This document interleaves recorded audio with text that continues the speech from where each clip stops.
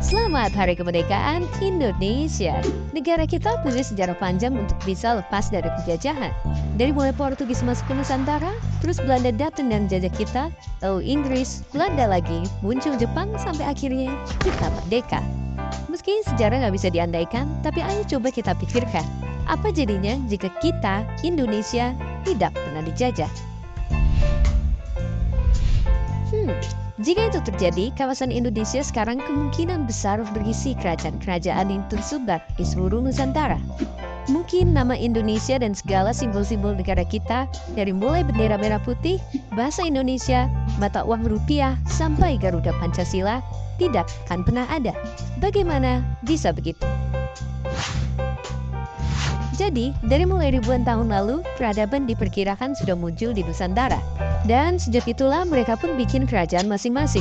Lalu seiring berjalannya waktu, mereka saling serang dan saling menguasai sampai kerajaan-kerajaan pun silih berganti. Nah, jika Belanda tidak pernah datang untuk mulai menjajah, barangkali kerajaan-kerajaan yang pada waktu itu masih berdiri akan terus ada sampai saat ini.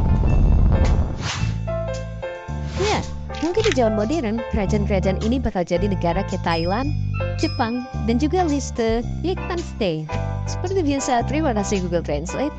Misalnya Kerajaan Mataram di Jawa, Kesultanan Goa di Sulawesi, Kesultanan Siak Sri Indrapura di Sumatera, Kesultanan Sambas di Kalimantan, dan kerajaan-kerajaan lainnya di penjuru Nusantara. Artinya akan ada banyak negara dengan segala corak bangsa yang berbeda, dan itu semua mungkin bikin kita perlu nunjukin paspor kalau kita mau main ke pulau tetangga. Dan gak cuma itu, jika Cornelius de Houtman waktu itu kesasar dan gagal nyampe di pelabuhan Banten, mungkin Belanda dan negara-negara Eropa lainnya gak bakal sekaya sekarang. Dan di saat bersamaan, Nusantara barangkali akan lebih sejahtera.